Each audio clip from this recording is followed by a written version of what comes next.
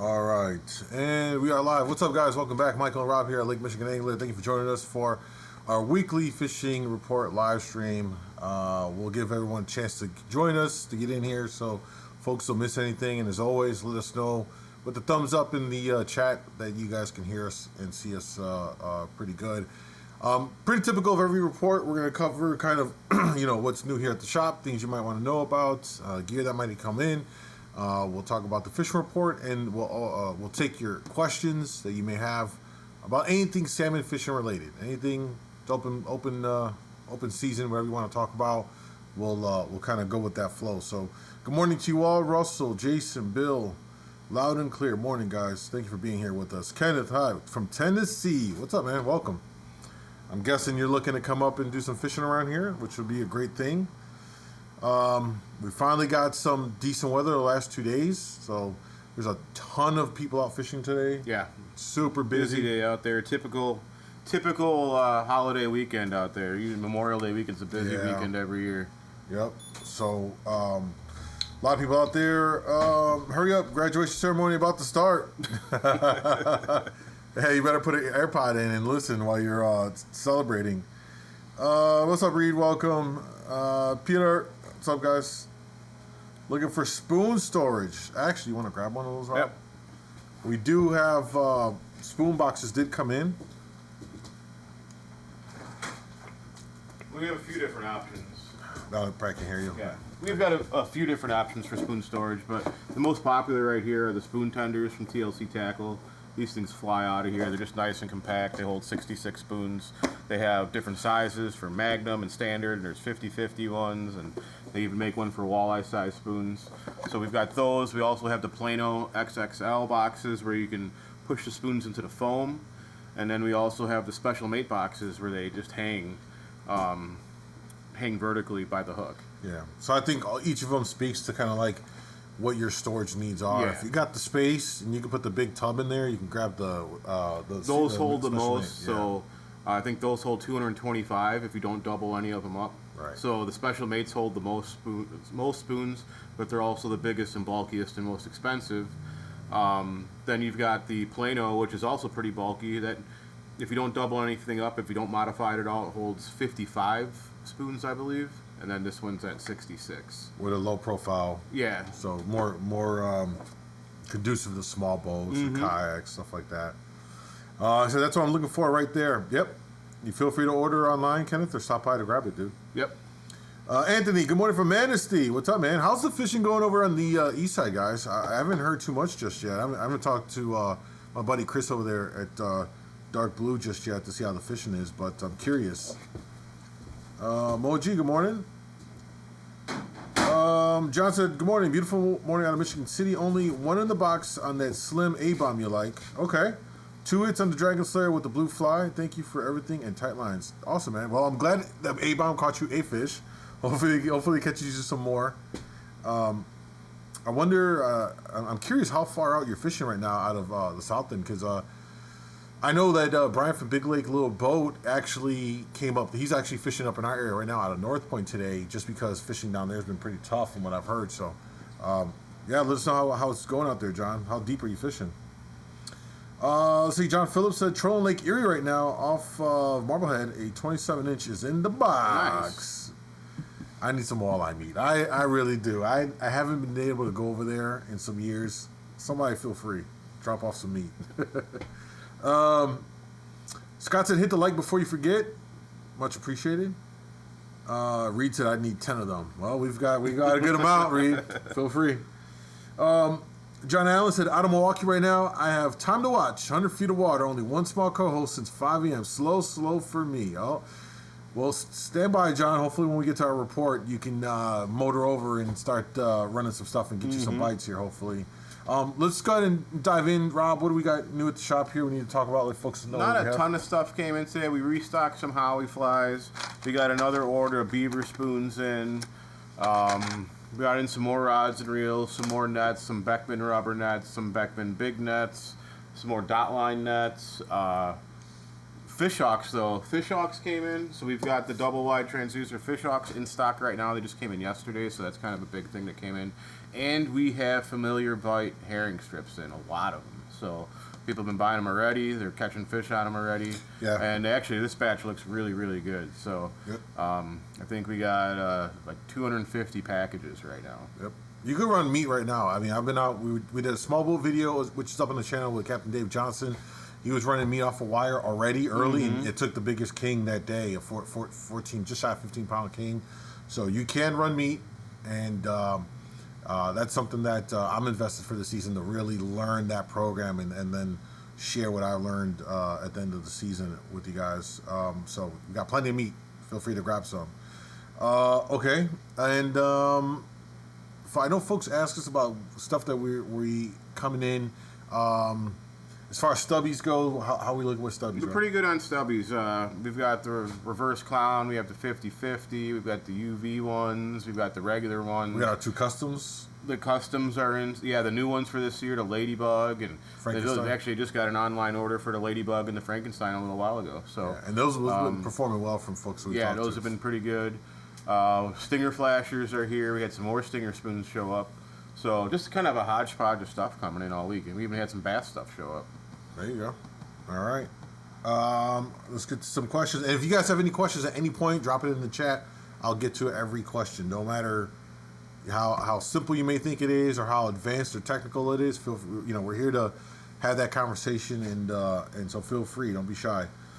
Anthony said, haven't been able to get out yet myself. We're still having boat issues, but friends in Grand Haven have been starting to get kings. Sorry to hear about the boat issues, man. And I did see some videos of guys out in Grand Haven. In fact, Big Lake Little Boat went out there and did well. So, let's see. John said our limited action has been between 40 and 50. Okay, went west along the beach. Okay. Let's see here. What else? Ken said got the storage box in the cart. What's some of the good Mr. Chrome to get? Well, we're a little low on them, but I did get shipping notification yesterday that they are on the way. So I'd say towards the end of next week, they'll get here probably Thursday or Friday. So maybe hold off your order until then or just place a second order. But McLovin, the Letner Rip's been really good. Letner Rip's been really good. Aurora's been really good. Mm-hmm. Just the top, Hailstorm's a good one. Yeah. This year, what's the one? Hey, Phil, what's that orange one called? Sunbird Shrimp has been really good. Sunbird Shrimp. That's been catching some kings over here this year.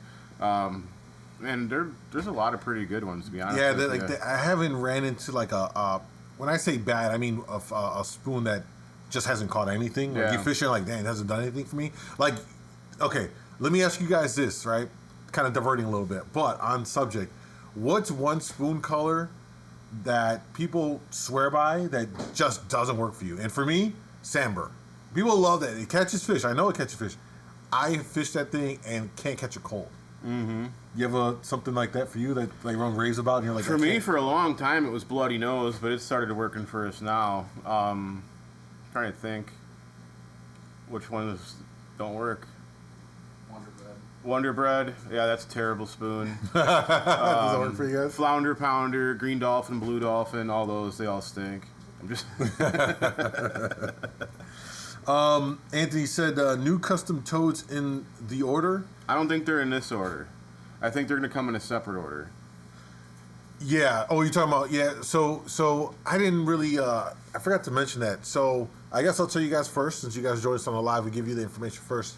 We made that post showing you guys the 3 different colors that I had Mason do for me to product test. The blue, the green, and the chartreuse head toads. So we're getting all of them. We're getting all 3 in both standard and max sizes. So those are coming. But You're going to be a little patient because they weren't actually on order when he made the post. So now we got to wait for the order. Well, I made the post to get people's feedback and get people excited. So we knew there's a demand for it, so we wanted to do it. And I've fished them and they've been doing like really good, really good. The green color spoons for me so far have been better than other colors, and that green toad one has been by far catching the most. But I think as we go through the seasons. I think the blue's going to pick up and be the hot one, and so those are coming. But Mason has to do those, custom, and we have to wait for that. But they are going to be here, and they will go fast. Those will go fast. Let's see. Guys are saying Wonder Bread. Guys are saying Green Flounder, NBK. Yeah, NBK. I have a love-hate relationship with NBK. When it's on, it's on. Sometimes it's dead for me. Flounder. Dreamweaver, Glow Frog, Super Slam, Gold Roster, Goose Standard, all my A-bombs. I can't understand it. The A-bombs are great. I don't know, man. Mine just chewed to hell. Brian said for Kings, Flasher Flies versus Spoons versus J-Plugs, where do you prioritize your spreads in the spring and summer? Good question, Brian. You want to start? Lately, we've been kind of leaning a little more heavy on the spoons. Like today, we only had one flasher down, and it did get a couple bites, but really the Kings have been much more consistently being caught on spoons. So if we haven't been out at all, if we don't have fishing reports to go off of, I'm usually kind of have a half and half. Because I always usually like flashers and flies on my dipsies. If I'm targeting Kings, I'm usually going to have my wire dipsies in. And I'm always going to have one rigger with a flasher fly, then I'll put spoons on the rest. But lately, there have been some Kings caught on flashers, but not a ton. Really, spoons have been a lot more consistent for the Kings. So today we went a little bit lighter on the flashers and went more on the spoons, and we did catch a couple Kings. So, yeah, I think I had this conversation in a group chat with a couple of other. I forgot who was having the conversation with, but we were having this conversation about. Think of it as like your spread. Think of your spread as a buffet. Remember Old Country Buffet? Do they still have that around? Remember that back in the day? I think so. So think about going into the buffet and like all you see is mashed potatoes on every tray, right? Like, but you got a taste for meatloaf, right? Like you're not gonna really want to eat. So think of your spread as like a buffet, and approach it that way. So flash or fly, a spoon, maybe throw out a piece of meat, maybe throw out a plug. Yeah, how's it going? And, throw it out there, fish it, and if you're around those fish, they're going to let you know pretty quickly what they're dialing in on. And then you can make those adjustments to, pull another rod that hasn't been touched and then put another spoon on it or something like that. And so you can look at it that way, and kind of really maximize it. All right, let's see here. What else we got? My 9-year-old and I are going to try for our first king tomorrow out of Milwaukee. Did well last couple weekends for Coho. Any suggestions for depth to start? Yeah, we're going to get in a fish report here in a second, actually. Just waiting for Rob to, fish with the customer, and then we'll get started with that. So if you have any questions in the meantime, feel free to drop it in here. Rhino Lake now out of Michigan City. 2 Coho and a king on a bloody nose. Coho on the Dodger fly. All right, Rob. Awesome. What depth are you fishing out there? All right. So, all right, let's get into the report here. First of all, we had crap weather for most of the week, and it really only cleared up just about yesterday. Maybe Thursday a little bit, but really yesterday and today were I think some of the first days back on the water for majority of everyone, captains included, for the charters, so we'll talk a little bit. Rob was out there today. We had customers already come in talking. We had one customer that fished overnight, this last night into this morning, so we'll kind of include how he did. So, Rob, you want to know how you went this morning? Yeah, so actually I did 2 different trips. Yesterday I went out, and today I went out and did 2 completely different things. Yesterday when I went out, it was just a quick trip by myself before work. I just went deep, went past all the boats, and I think I set up in 140, kept heading east. And then I picked up 5 Cohos in the 160s. Nice quick trip, but that was all it was Cohos. The best, though, was a 4-color with the reverse con stubby and ectoplasm. That was by far the best rod. And then I also had a stubby out on a dipsy. I got like 1 or 2 bites. And then I had Mongolian beef down 70 on a rigger that took a fish. But otherwise, really most of the bites were on this setup right here. The ectoplasm continues to be that's been the best one this year. It's been very consistent this year, yeah. Today, though, we did things differently. We stayed in shallow. We fished 60 to 80. Looking for more of a mixed bag, which is what's in that shallower water is a mixed bag. Yeah. So you've got kings and lake trout, some coho, steelhead, and we caught all those things today. on a variety of stuff, really. First few bites were on the Dragon Lady flasher right there. I don't even remember what the fly was, but that worked. And then it switched to spoons the rest of the day. So we had a couple fish each on the gold and the silver huds. We had kings on those and steelhead on those. 200 copper with stinger frog was good. We had a fish on the T-dub here. It was kind of a variety of things. We switched up a lot of stuff. We did some experimenting. But, yeah, ended up with a couple kings, a few lake trout, steelhead, a couple cohos. Not a bad morning for a quick trip. What was best depth for you? In the 70s. We just stayed in the 70s. That's where we were seeing most of the fish. So. Okay. And what stuff were you running down? Like, what depths were you running? We were 7 color took a king. Little everything. All over the water column. So 4 color did not work today, like it did yesterday, but 200 copper worked, 7 color worked, rigger down 40 worked, rigger down 60 worked. It was just kind of all over the place. Yeah. Hey, Phil, can you turn off? What's the water at the surface? But never looked. Never even looked to see what it was? No. That's useful, Rob. Never looked. I'm guessing it's still pretty cold everywhere? You know what? Yesterday I looked and it was like 45. But today it was probably the same. It might have been a little warmer in where we were at, but I never looked at it. Phil, did you look at the water temperature?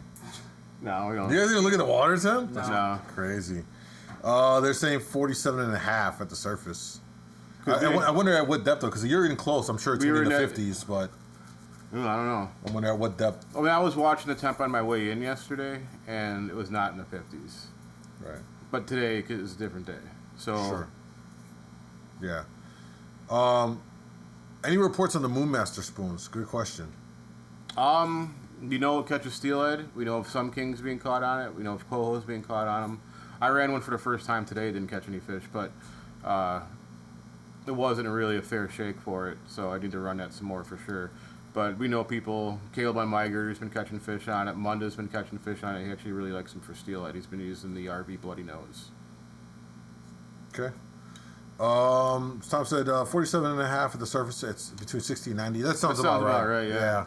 Yeah, when I was out there. So, my last day fishing, I think it was it before last report? I can't remember if it was before last report. But lake trout is probably the most consistent bite happening right now. There's a ton of them around. They're super chompy. And they haven't been discriminating as far as what they're eating.